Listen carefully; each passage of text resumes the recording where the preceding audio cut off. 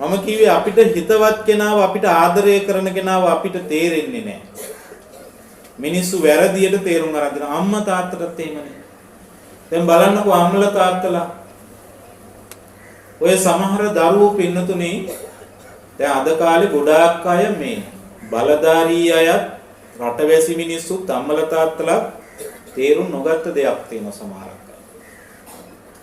දැන් හිතන් ඉන්නවා තරුණ වයසේදී තමයි වැරදි දේවල් වලට යොමු වෙන්නේ. තරුණ වයස කියන්නේ අවුරුදු 18න් ඉහළ නෙනේ 16න්ද 18න්ද ඉහළ. නමුත් පින්නතුනේ හොඳට හොයලා බලන්න. අපේ දරුවෝ වැරදි වලට යොමු වෙන වයස තමයි පාසලේ 8 9 10 පන්ති. ඔය ඉස්කෝලේ ගුරුවරු එහෙම ඉන්න අය දන්නවා. ඔය 8 9 10 පන්ති වලදී තමයි ලව් කරන්න පටන් ගන්න.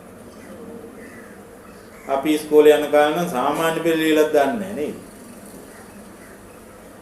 නමුත් 8 9 10 පන්ති වලදී තමයි ආදරය කරන්න පටන් ගන්න.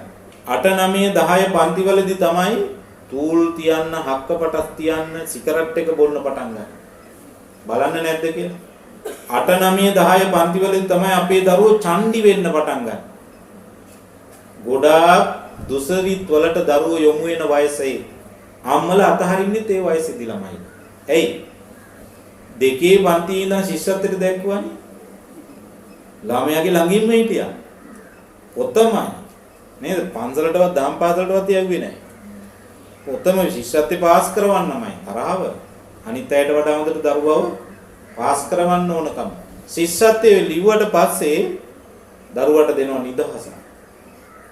දැන් ඒකෙන් මම කියන්නේ දරුවව හිර කරන් ඉන්න කියන එක නෙවෙයි. දරුවා විභාගේ පාස් වුණොත් අම්මා තාත්තා හරි සන්තෝසයි. දැන් පොඩ්ඩක් දරුවට නිදහසේ රිලැක්ස් එකේ ඉන්න දෙන්න ඕනි කියලා දරුවා වාතා. ඇතෑරිය මොන වයසේදීද? අර විනාශ වෙන්න ඕන වෙන්න කියන තියෙන වයසේදී. එතකොට දරුවෝ විනාශ වෙනවා. ඊට පස්සේ අවුරුදු 20 25 දී හදන්න ගියාම ලේසිද? හදන්න ලේසි නෑ.